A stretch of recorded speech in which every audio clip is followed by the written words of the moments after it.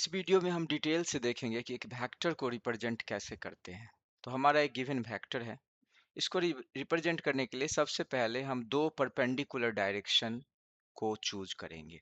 जैसे कि यहाँ पे दो परपेंडिकुलर लाइंस बनाया हुआ है, यहाँ पे भी बनाया हुआ है, यहाँ पे भी बनाया हुआ है।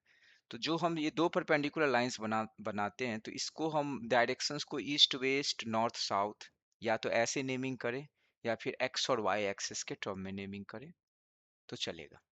लेकिन ज़्यादातर हमें एक्स एंड वाई एक्सिस के टर्म में ही करना पड़ेगा ज़्यादातर क्वेश्चन में, इसलिए हम इस रिप्रेजेंटेशन को याद रखते हैं। तो ये जो एक्स और वाई एक्सिस का जो चॉइस है वो बिल्कुल इंडिपेंडेंट है। मतलब कि आप या यूं भी कर सकते हैं और यूं भी चॉइस कर सकते हैं, या जैसे आपकी मर्जी। बस ये है कि ये दोनों डायरेक्शन को परपेंडिकुलर होना चाहिए।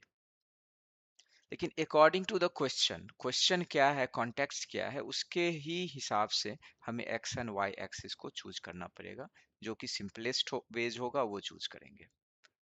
तो यहाँ पे एग्जांपल के लिए अगर हम ये वेज में चूज करते हैं एक्स एंड वाई को, तो इस वेक्टर को कुछ यूं ब्रेक करना पड़ेगा। ये हमारा एक्स हो जाएगा, ये वाई हो जाएगा।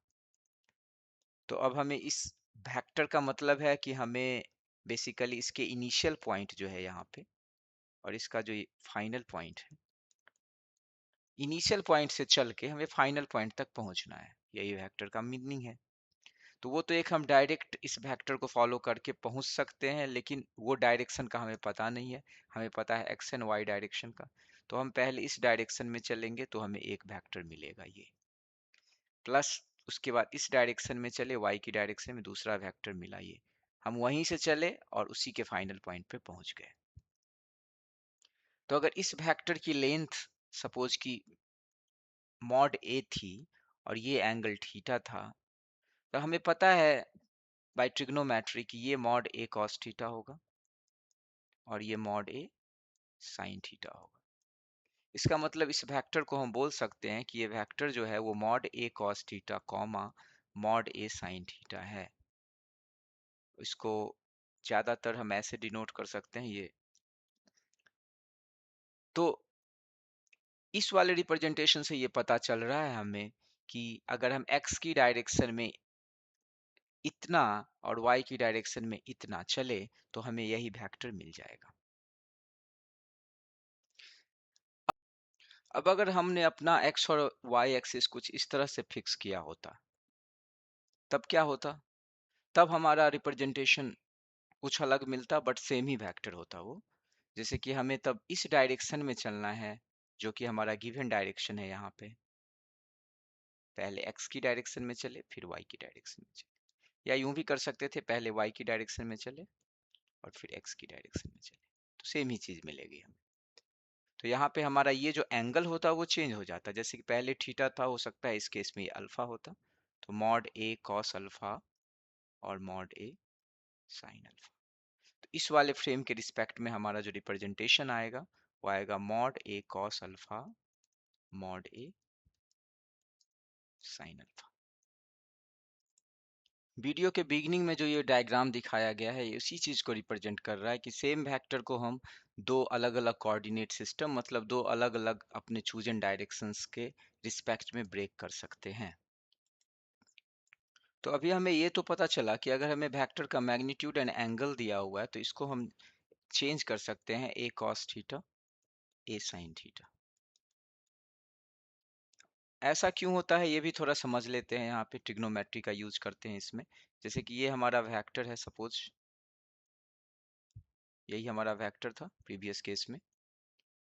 तो अगर ये लेंथ हमारा मॉड ए है एंड ये एंगल थीटा है, तो हमें पता है कि cos theta is equal two adjacent, adjacent ये है, इसको x नाम रखते हैं, तो x अपॉन हाइपोटेनस जो कि मॉड ए है। तो यहाँ से आ गया x equal to mod a cos theta, इसलिए हमने इसको लिखा था मॉड ए कॉस थीटा। वैसे ही sine theta is equal to opposite, opposite ये है यहाँ पे y upon hypotenuse that is mod ए।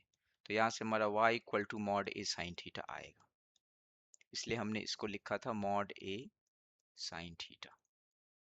इसको एज ए ट्रिक भी याद रख सकते हैं। जब भी हमारा राइट एंगल ट्रायंगल है और एक एंगल दिया हुआ है, तो उसका जो अपोजिट होगा एंगल का वो हाइपोटेनस टाइम्स साइन थीटा होगा, एंड एडजेसेंट जो होगा वो हाइपोटेनस टाइम्स कॉस थीटा होगा। तो इसको एज ए ट्रिक याद रखेंगे तो इजी होगा कैलकुलेशन में। तो अगर ये राइट एंगल ट्रायंगल है और हाइपोटेनस एंड एंगल पता है तो हम इस तरह से एडजेसेंट को hypotenuse time cos theta and opposite को हाइपोटेनस टाइम साइन थीटा लिख सकते हैं। तो हमने ये देखा कि एक फर्स्ट वाले रिप्रेजेंटेशन को सेकेंड वाले में चेंज कर सकते हैं, लेकिन सेकेंड को फर्स्ट में कैसे चेंज करेंगे। मतलब कि जैसे कि हमें एक वेक्टर सपोज की गिवन है ऐसा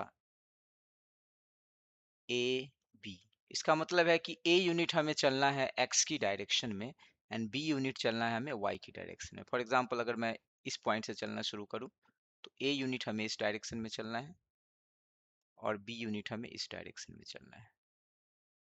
तो हम यहाँ से हमने शुरू किया और हम यहाँ पहुंच गए, तो हमारा जो रिजल्टेंट फैक्टर होगा जो हम वो हमारा कुछ इस तरह से आएगा। ठीक है, तो इसको हम पहले वाले फॉर्म में कैसे चेंज करेंगे, तो उसके लिए हमें इस थीटा की जरूरत पड़ेगी।